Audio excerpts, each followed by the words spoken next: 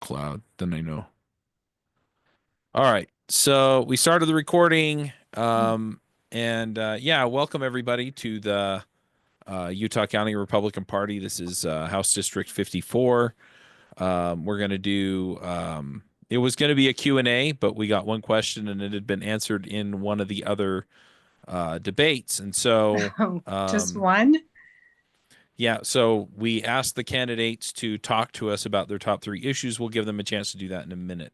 A couple of housekeeping things. If you want to watch the debates, I believe you should have an email with those. Your precinct chair also got a text with the link to the debate.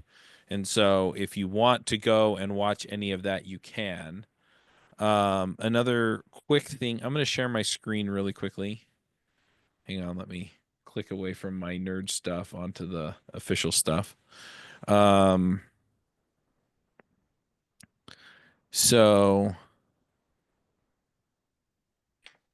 you can see here, this is our party website.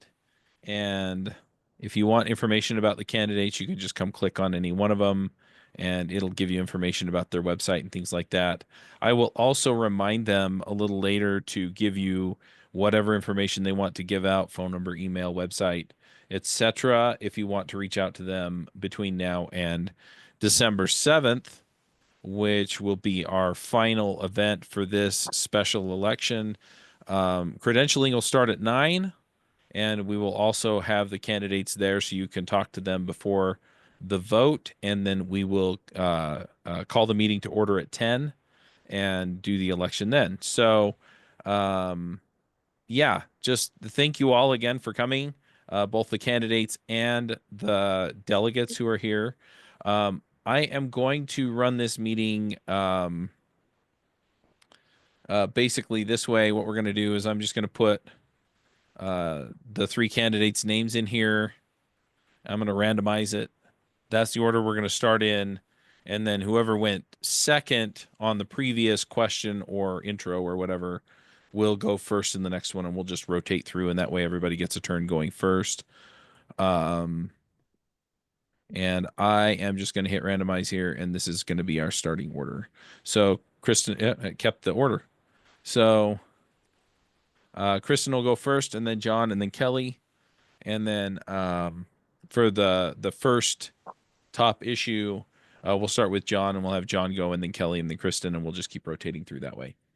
One other thing is, here, I'll stop sharing. Last time I did this, it kicked me off the call. So, oh, I survived it. All right. So one last thing, I ask y'all to mute if it's not your turn to talk. There are only three of you who will have a turn to talk. If I have to keep muting you, then I will kick you off the call. I don't want to do that, but just for the sake of everybody being able to hear, I will. Um, and yeah, so what we're going to do is we're going to give everybody 2 minutes to do an intro. And then and we'll have Kristen go first, and then John, and then Kelly. And then from there, we will go to their first top issue. So, Kristen, you have 2 minutes. Go ahead. Thank you. Thank you, everyone, for being here. I know that everybody has things that they might rather be doing on the first weekend in December. So, or the first week in December. It's not the weekend yet. Um, Thank you for your dedication to this cause. I feel very strongly that the caucus convention system is a fantastic method for vetting candidates and for digging deeper into issues. And I would like to see us do more of this and not less. So I am Kristen Chevrier. As Chuck said, I am the House District 54 chair. I have spent many years working shoulder to shoulder with you and other delegates like you on conservative issues. I've worked on the city level, I've worked on the county level, and I've worked on the state level. And and I have worked very hard with the delegates specifically and with precinct the people in the precincts who attend the caucuses and others who don't, who we would like to have attend the caucuses to get them involved in the system And to do that, I've hosted Meet the Candidate events. I have gotten them involved in legislative efforts. I piloted the Legislative Collaboration Committee, which we started in House District 54, where we invited people who, specifically precinct chairs and vice chairs, but also other people from the community if they were interested, to come and visit with us on issues and visit with their legislators. So communication is very important to me, and I'm excited for this opportunity and to get to know all of you better. So thank you. Thank you, Kristen. John, you're next on my list, if I can make the timer stop. All right. So go ahead. You have 2 minutes.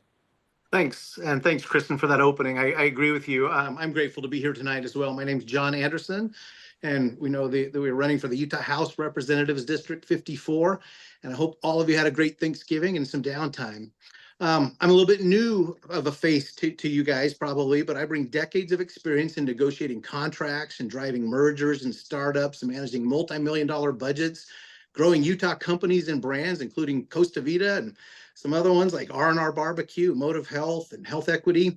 I've created thousands of jobs along the way, and I feel like I understand people and what's important to them. I learned the value of hard work as a youth. My parents made me make my own money if I wanted anything. So I had a paper route and I mowed lawns. My first business that I started was age 12, Pac-Man Grass. We pack away the grass. And me and two friends had 25 lawns that we mowed each week. Some of my beliefs: I believe in fiscal responsibility and healthcare costs and outcomes. In education, I believe in managing infrastructure issues that we're facing as a state. I am not in favor of the signature balloting for candidates or for legislation. I like face-to-face discussion and learning issues directly from the delegates. And these last 2 weeks have been amazing. Some of the conversations I've had with many delegates, I've loved it. I do believe in limited government. I oppose legislation that grows government. I support legislation that limits or shrinks government involvement where it doesn't belong. I'm adamantly against government overreach and even government mandates. I'm for fair, balanced budgets and conservative, cautious government spending. I'm for making healthcare more transparent and affordable. I have a plan for this. Does that mean I have 20 seconds left? Anyway, I will pursue reclaiming Utah lands for local control. I believe in making red conservatism cool again, especially among the younger voters who turned out big time this last vote. And this means clearly identifying issues and outcomes. I hope to be your representative, and I vow to do so with honor, dignity, and a smile. All right. Thank you, John. Kelly, you have 2 minutes. Hey, making sure I'm unmuted there. I'm Kelly Smith. I have been a delegate for a long time, and I currently serve as a precinct chair. So I really appreciate you taking the time, because I know the work that I've put in over the past few years, and even in this last special election that we did. So this kind of feels like a little deja vu for a lot of us to be doing again so soon. So I appreciate the work of the party and of all of you for participating and taking the time out of your holidays. Some of the most important things about me: I've been married for 35 years, and we raised our first 4 children here in this area. We also have 7 grandchildren who live nearby now. And I have been serving for the last 5 years on the Cedar Hill City Council. And that's been a really great experience for me, not just to understand how local government works, but to also see some of the challenges that we have with some state overreach and some things that we could do to better protect that local government that really makes most of the decisions that affect our daily lives. And I feel really strongly that if the decision could be made in a family, in a local school, in a local government body, that's where it should be made. And so I'll work to make sure that we preserve that autonomy, especially with things like zoning. We've got some, growth issues that we're going through, and we need to make sure that those decisions are made as locally as possible, where people can interact better with their local officials. And where we need to work with the state, I'd like for that to be more collaborative. And I think that I can take the skills that I've gained through communication and collaboration on a city council level and take that perspective to the state legislature. So thank you for coming tonight. I look forward to the conversations. All right. Thank you, Kelly. So the next issue, we're going to start with John. We asked them what their top 3 issues are, so we're going to start with their number 1 issue. John, what is your number 1 issue? You have 2 minutes.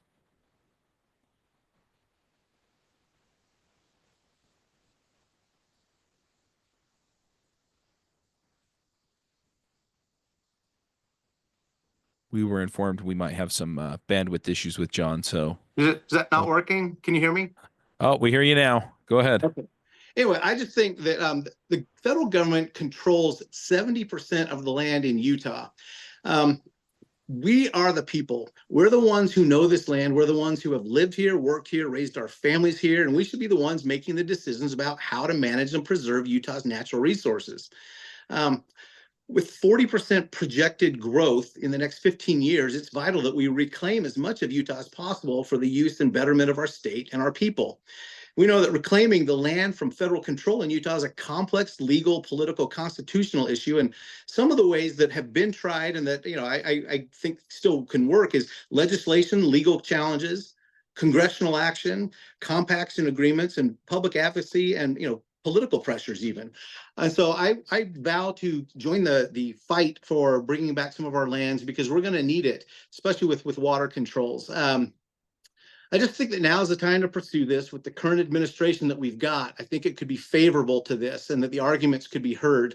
2/3 of Utah's lands are under federal control, and it's time to pursue persuasive, effective action to reclaim Utah's lands. That's my first issue. All right. Thank you, John. Next is Kelly. Kelly, what is your top issue? Hey. You have 2 minutes. So I've been visiting with delegates, a lot of you at your doors and in your homes. And the one thing I think that has risen to my level of top is people are feeling like they're not being heard. And so I think that's a two-way street. I think there's more that we can do as delegates and as residents to reach out. But I also feel like it's our representatives' job to reach out also. And in the city, I worked on things like emailed newsletters. We did surveys. We've done town halls, city council updates. We've done a tremendous amount of things to be available to residents when they want the information. It's not really our job to decide if they interact with it or not, but it's our job to put the information out there. And I have also really appreciated the legislative committees that Kristen was talking about. And I've done a little bit of that on a smaller scale that I would like to do as a representative. And that would be to take the immense talent that we have in our area. We have really smart people in all sorts of industry and education and with healthcare.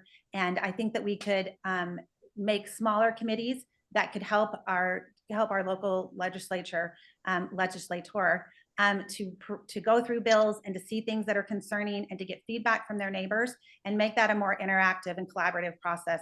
And I think that's one way that we could feel a little more heard. We're not always going to get our way, and that's important to understand. And that doesn't mean that you weren't heard, but I think that interactive piece has been missing with a lot of our legislators. All right. Thank you, Kelly. Kristen, what is your top issue? You have 2 minutes. Okay, well, I have two that are competing, so I'm going to go with one and then I'll do the other one next. With election integrity, if we don't have election integrity, if we don't have confidence in our elections, then we're not going to have people turning out to vote, and we're not going to, the system is just going to be more broken than it is. So I've been talking to delegates this week. I had some ideas of my own that I think were good ideas, but I've honed them a little bit. One of them is the mail-in balloting thing. So we have the ballots that are coming in, and then we're mailing them back or dropping them in drop boxes, but there's no chain of custody there. So I think what we need to do is, if we're going to have mail-out ballots, then we have to have people carry them back in and identify themselves when they deliver them, so that we have identification and we have chain of custody. If the absentee ballots are important, and I know there are some people who can't bring ballots in, and so what I think should happen there is that they request an absentee ballot just like they used to, and then mail it in the same way that they used to. But there is a process for that, for requesting the absentee ballot, and there is verification. So I think that we can accommodate the need for absentee and not being able to carry in your own ballot. Another thing that I think we should do is have a Secretary of State. And I mentioned this in the debate, but in the debate, I was thinking of it differently. I think now what we should do is we should have a 4-year term, and they should be elected, and they should be able to be reelected so that they remain accountable to the people. And I think my time's up. Thank you. Thank you, Kristen. All right. So now we're going to go ahead and hear what your number 2 issue is. Kelly, you're going to be first on this one. So go ahead. You have 2 minutes. Okay, this lined up really well because my second one is election integrity. And I watched the county commissioners do their canvassing. I watched that hour-long meeting that they had. And throughout it and at the end, the commissioners and the clerk both made some suggestions that they would like to see happen. And they specified that those were legislative things that needed to happen. And so I would like to work with them and partner with them to take those concerns and see what things that we can fix. Because like Kristen said, if we don't trust our elections, people won't participate. And so once you've done all that work, you want to make sure that your vote is counting. And like, for example, we had, the clerk mentioned that we had 11,000 provisional ballots that were done by paper on the day of the election. That is an overwhelming amount for his office to go through. And they had to bring in people from surrounding counties because our county is so large. When they were done with their smaller counties, they came in and helped.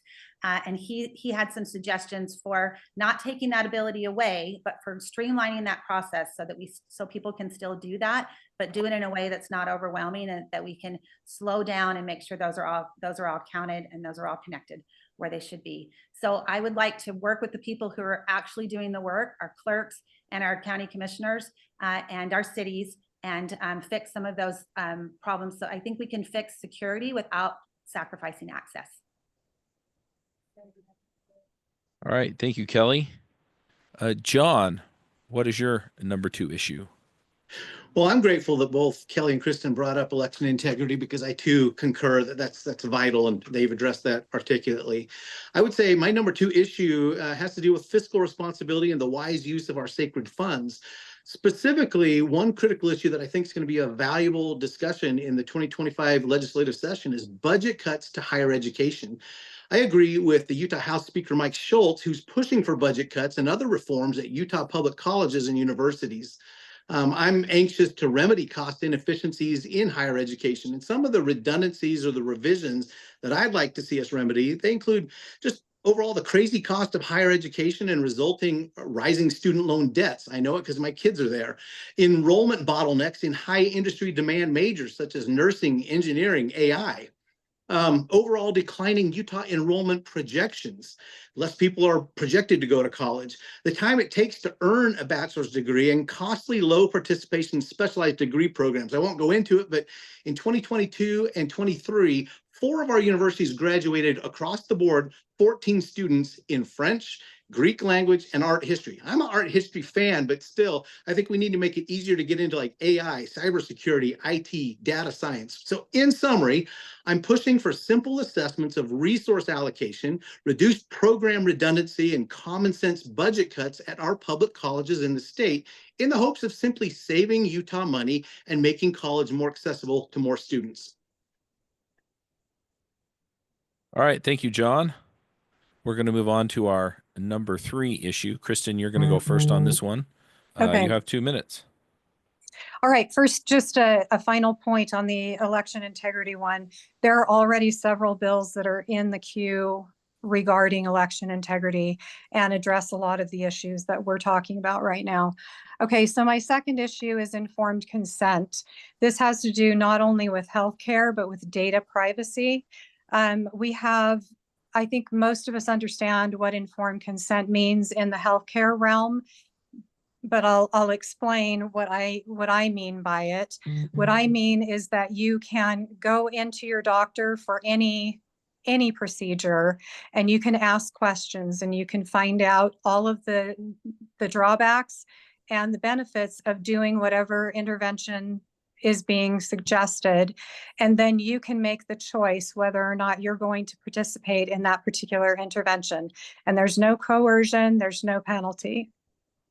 And that is something that I have actually worked very hard on for the last several years, is making sure that we have informed consent in healthcare.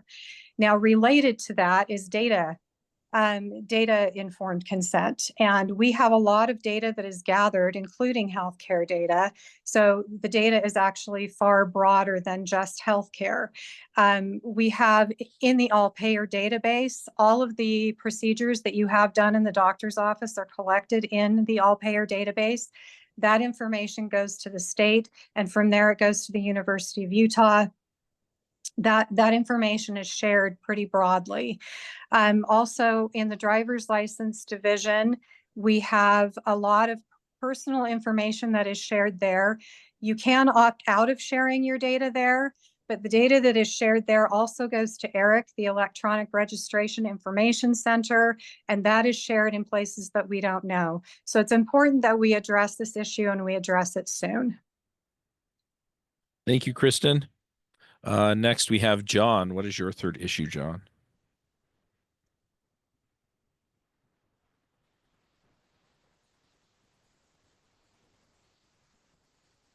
Let's see if we can get him unmuted here. Somebody over there keeps muting me. I did. Your phone was vibrating, so I muted it. Oh, well, anyway, I appreciate the all payer database. We use that constantly, and I think that we can and must use it a little bit more effectively. So my number 3 issue is that the fact that healthcare is the #1 GDP in America, and the only thing that we ever buy without knowing the cost. We wouldn't do that in any other thing. I'm calling for actually a revolutionary change in the healthcare system, and a system that will empower Utahns to take control of their own care and put affordable, transparent healthcare within reach of everybody. In essence, using the all-payer database or a model like that, we could allow and promote cash pay procedures across our state. I've been doing this for 20 years. Doing so, it cuts costs up to 70%. So for too long, we've been told that the only way to get medical care is through a complex provider facility insurance model, which is a maze of confusion and expense. But there is a better way that we've been pioneering, and I think we need to do this statewide. We can build a system where healthcare providers offer clear upfront prices for every procedure with cash pay options that are simple and affordable. Imagine a statewide procedure pricing tool available to all Utahns, where you can see the cost of every procedure from routine checkups to surgery, so that you can make your informed decision, so that you got no more hidden fees, no more surprises, no more wondering whether you'll be able to afford that care. Thomas Jefferson said, the government that governs least governs best. And I say that the healthcare system that serves people best is one that allows them to make their own choices. Utahns deserve affordable care, and they deserve the ability to choose the care that they can afford. So by encouraging cash pay options, we can bypass that middleman, reduce administrative costs, and we can bring quality care back to the hands of the people. I'd love to promote that. Done. 16 seconds left. Thank you, John. Kelly, what is your third priority issue? Well, I wanted to quickly say my husband and I recently signed up for the health insurance that John's talking about. So I will give a plug for that. We're excited about the options that we'll have for our family. My third issue is housing. I think one of the most important decisions any of us ever make is where we live and where we raise our kids. And so we've got some housing challenges like the rest of the United States right now, but particularly in Utah because of our immense growth and people want to be here. We currently have about 100,000 unencumbered lots statewide that are ready to be built on. But what we have is some local infrastructure issues. And so we've got to figure out that disconnect between something's ready to go, but we're missing something on that local level. And I think one of the ideas as I was speaking to some other legislators is possibly some zero interest loans for the cities, for the municipalities to put in whatever roads, sewer, water, whatever they need to do to be able to get those lots ready for people to build on. But the big thing for me, especially with being in city government, is that those zoning decisions and those density decisions need to be made locally. When I bought my house, I kind of had an idea of how my community was set up, and to have a bill like one that's been suggested, where the empty lot next to my single family home could be 5 tiny homes, that needs to be a community decision. That will have a large impact on people's quality of life, on their property values. And so we need to find a compromise between that growth that we need so that our families can stay here, and making those decisions locally so we can retain what we already have in our current communities. All right. Thank you, Kelly. We are going to move into our what's the opposite of an intro? We're going to allow you to sum up who you are and give closing remarks. There we go. That's the term I was looking for. Hey, Chuck, I haven't done my third yet. Oh, you haven't done your third issue? Mhm. I must have messed up the order. Go ahead, Kristen. You have 2 minutes. Okay. So my third one is actually SB 54, and I'm going to be brutally honest here. I think that the people who are fear mongering about getting rid of SB 54 and saying that there are going to be huge problems if we do get rid of SB 54 are the same people who like SB 54 and they like the signature gathering path. So what I'm going to tell you is that SB 54 is a problem. And it has never been a compromise. It was actually capitulating to terrorists. It was, I was there, I saw the whole thing. I participated in the state central committee meetings where it was discussed.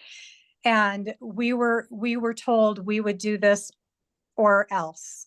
And the fact is that they ran an initiative, even though we did everything they asked. And the initiative was used to threaten the legislature. So SB 54 gave them everything they wanted, and we can either address the issue and find solutions to it that are workable so that we actually have a voice, or we can roll over and just let them do over what they have, just keep on doing what they've already done to us. So I think that we have to do something. I think we have to stand up. I think the caucus convention system is extremely valuable, and I think we should defend it. All right. Thank you, Kristen. All right. Now we're going to do our closing remarks. Kelly went first on that last one. Or was it John? It was John that went first on the last one. So Kelly, I believe you get to start with your closing remarks. You have 2 minutes. Hey, thanks. I am running to represent you. That's what I've done as a city council member. I didn't run for city council either time with a project or a passion that I wanted to work on. I ran on representation and reaching out to residents and working with them on what they would like to see in the community. I see myself as your voice, not someone who's voted to run my projects or to do the things that I feel are important, because sometimes those will align with your projects and passions and sometimes they will not. And so I see my role as a representative as being a collaborator and listening to what the residents in our area would like to see happen. And I have said before that I think we've ran too many bills. I think 600 bills in 45 days is too much. But to that end, if I'm elected, I'll put the work in and do the research and work with our residents to do the things that they would like to see happen in the legislature. We have some really dedicated, really brilliant people in these 3 cities, and I'd like to use that talent to our benefit, and I'd like for people to feel involved and engaged, and I think that I can do that, so I would appreciate your vote. All right. Thank you, Kelly. Next will be Kristen. Kristen, you have 2 minutes for your closing remarks. Thank you all again for being here. I appreciate your attention and your diligence in this effort. I have always believed that communication is key and that getting more people involved is better than having fewer people involved. And to that end, I have worked to recruit and get people involved for years and years. And in the last couple of weeks, I have been to almost every delegate's home. I have reached out to the local mayors and police chiefs, and I've gathered their input. I've had some really good discussions with them and come to understand some of the issues that they face. If I am elected, the priorities that I will have and the things that I have already been working on are parental and individual rights, curtailing government interference in the free market, getting informed consent on all issues, election integrity, data privacy, choice in education, local control, improving transportation infrastructure, and energy development inside of Utah. I would appreciate, I do appreciate all of the effort that you guys have put in. I asked for your vote. I have already shown that I am dedicated and that I have the relationships. I am interested in building relationships. And I'm ready to hit the ground running. Thank you. All right. Thank you, Kristen. John. I muted him again, so it might take him a second. Okay, there we go.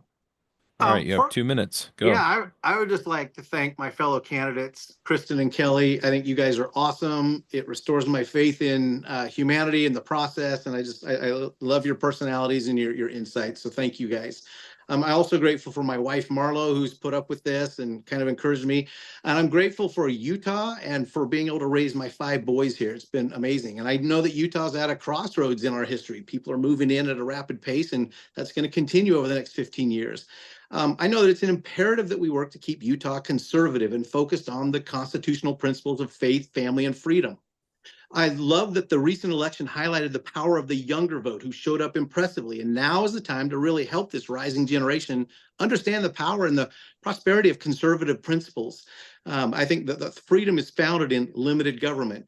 I've listed a bunch of my policies. They're on the website, but I will continue to champion policies like making healthcare transparent and affordable, conserving Utah's water supply, and evaluating and appropriately investing in transportation infrastructure that's going to become critical. I'm known for my ability to bring people together, to build partnership and strategic teams, simply getting the right things done.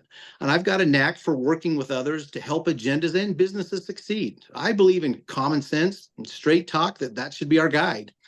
We can improve Utah politics by simplifying the rhetoric of legislation. Sometimes it's too muddy. I think we need to keep things clear, including our desired outcomes. I would also like to thank all of the delegates for volunteering your time away from your family and other responsibilities because you care deeply about finding quality candidates to work with on the issues that we face. And like my candidates said, the fellow candidates, I too would be honored just to be your candidate and earn your vote every day as we work together to keep Utah the envy of the nation. Thank you so much.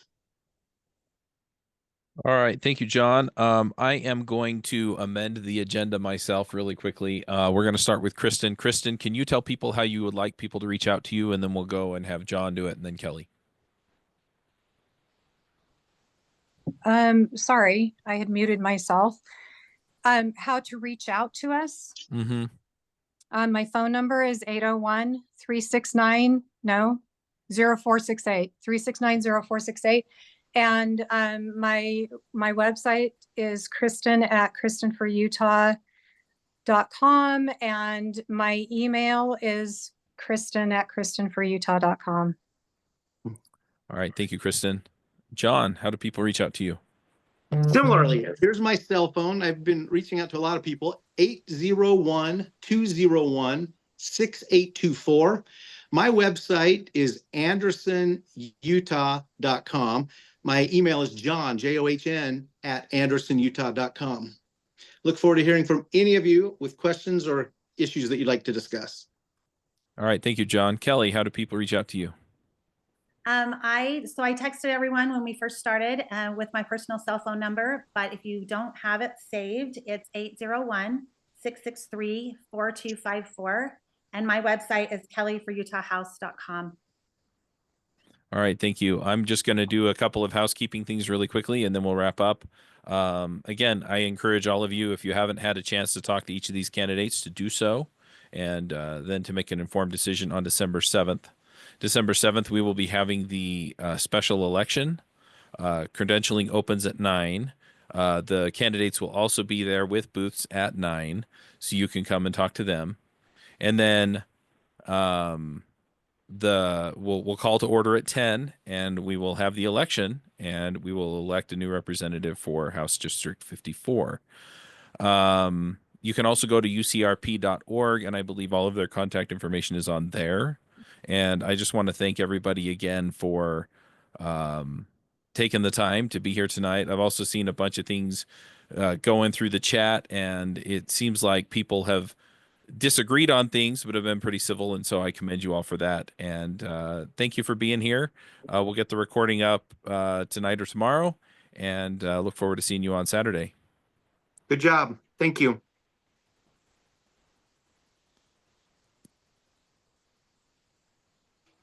All right, I'm going to mash the red button. Bye, everybody.